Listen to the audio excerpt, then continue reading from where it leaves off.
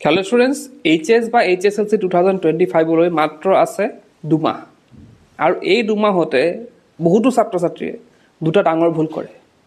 সেই ডাঙৰ দুটা ভুলনো কি আৰু আমি এটি কিয় কৰিব নালাগে সেইখিনি কথা আজি ভিডিঅ'ত ডিছকাছ কৰিব গৈ আছোঁ। তেন্তে ভিডিঅ' ষ্টাৰ্ট কৰোঁ। প্ৰথম ডাঙৰ ভুলটো হৈছে কমন বিচৰা।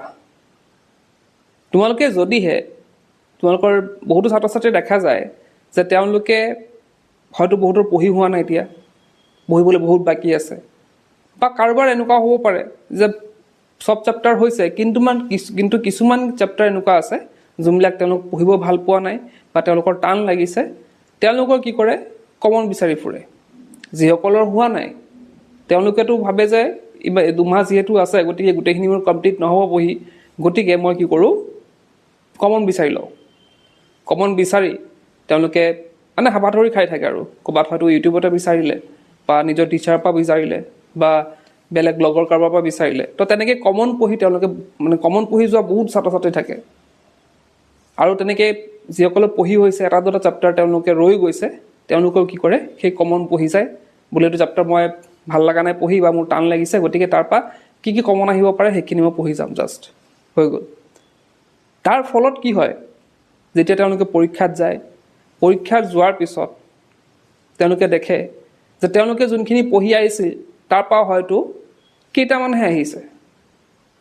তেওঁলোকে যোনটো ভাবি গৈছিলে যে গোটেইখিনি কমন পঢ়ি গ'লে গোটেইখিনি মোৰ পৰিবই আৰু মই এই কমন পঢ়িয়ে 50-60% পাই যাম, কিন্তু পৰীক্ষাত গৈ দেখে তেওঁলোকে যে অলপ তেওঁলোকে পঢ়াৰ নিচিনাকৈ অহা নাই।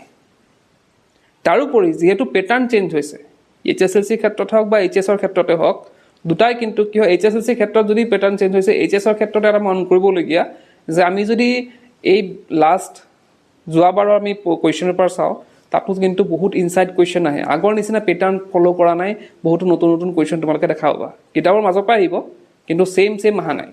আৰু HSLC ক্ষেত্ৰতো তোমালোকে জানাই যে পেটাৰ্ণ চেঞ্জ হৈছে। MCQ যোনবিলাক আহিব গোটেই চেপ্টাৰৰ ভিতৰৰ পৰা আহিব। তো তাৰ পৰা আমি যদি 50% MCQ 45 মাৰ্কছ আহিবই, ছায়েন্স, মেথছ, ছ'চিয়েল ছায়েন্স আৰু ইংলিছৰ ক্ষেত্ৰত 45 যিহেতু আহিবই, গতিকে গোটেইখিনি ইনচাইড আহিব, তাততো কোনো কমনৰ কথা নাহে। গতিকে এইটো ভুল তোমালোকে নকৰিবা যে মই চেপ্টাৰ নপঢ়িলোঁ, কমন পঢ়ি গ'লোঁ। এই যে লাষ্ট 2 মাহ আছে, সেই লাষ্ট 2 মাহত তোমালোকে যদি চেপ্টাৰ পঢ়ি যোৱা, কমন নিবিচাৰি চেপ্টাৰ পঢ়ি গ'লা, যোনখিনি তাৰ পৰা কুৱেশ্যন এনচাৰ্ছ আছে সেইখিনি পঢ়ি গ'লা, তেতিয়াহে তোমালোকৰ এটা ভাল ৰিজাল্ট হোৱাৰ সম্ভাৱনা থাকিব। কিন্তু কমন পঢ়ি যোৱাৰ ফলত যদি কমন নাহিলে তোমালোকে কিন্তু ডাইৰেক্ট ফেইল। যদি পঢ়াৰ নিচিনাকৈ নপঢ়িলা, কমন জাষ্ট পঢ়ি গ'লা, তেতিয়া কিন্তু দিগদাৰ হৈ যাব। কমনো পঢ়া তোমালোকে, কিন্তু চেপ্টাৰ যোনখিনি আছে সেইখিনি পঢ়ি কমপ্লিট কৰি, তাৰপিছত যোনখিনি কুৱেশ্যন এনচাৰ্ছ তোমালোকৰ তাত আছে সেইখিনি কমপ্লিট কৰি, তাৰপিছত কমন যদি কিবা পোৱা তেতিয়া পঢ়ি যাব পাৰা। কিন্তু নপঢ়াকৈ, একো নপঢ়াকৈ জাষ্ট কমন পঢ়ি গ'লোঁ, সেইটো কেতিয়াও নকৰিবা।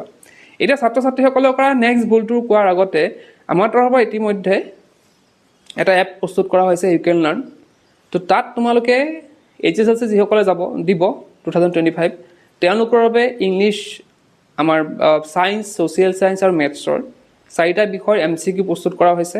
তাত তোমালোকে মক টেষ্ট দিব পাৰিবা, নিজৰ প্ৰিপেৰেশ্যনখিনি জানিব পাৰা মক টেষ্ট দি।